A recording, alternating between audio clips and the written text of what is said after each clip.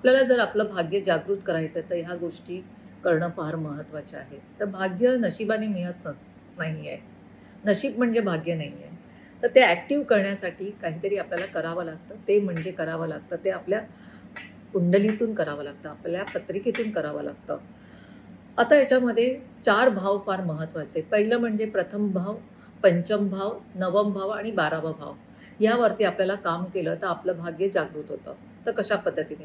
लग्न भाव आहे हे स्वतःवरती आपण काम केलं पाहिजे. कारण हे आपलं सेल्फचं भाव आहे. आपण स्वतः आहोत. 5वं भाव जे आहे ते मंत्रशक्तीने आपल्याला जागृत करायचं असतं.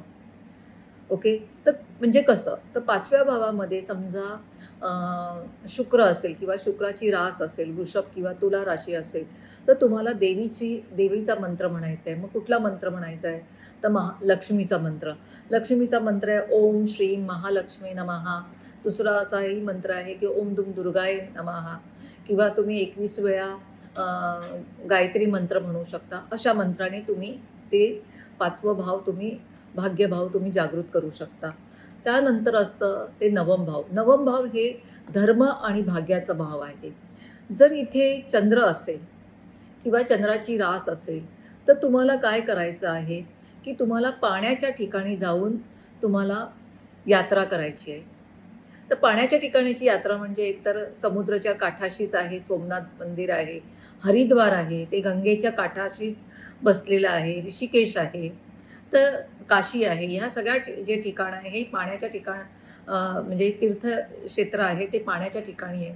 तर तिकडे जाऊन तुम्ही देवळात जाऊन दर्शन घेणं, तिथून तुमचं भाग्य उदय होतो. त्याचबरोबर 12वं भाव जे आहे ते आपलं दानाचं आहे.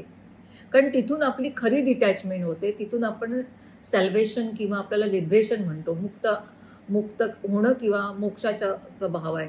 तर त्या ठिकाणी आपल्याला काय करावं असं दानधर्म करावं लागतं. जर इथे एक्झाम्पल देते, तर तिथे शनी असेल, तर तुम्ही अशा लोकांना दान करा जिथे गरिबांना, म्हाताऱ्यांना तुम्ही तिळाचं तेल देऊ शकता, काळ्या रंगाचे ब्लँकेट देऊ शकता, एखाद्या लोखंडाचं तुम्ही दान करू शकता.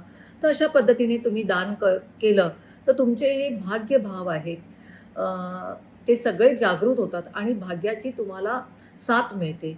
हे करून नक्की बघा. तुम्हाला त्याचा अतिशय उत्तम असा परिणाम दिसून येईल.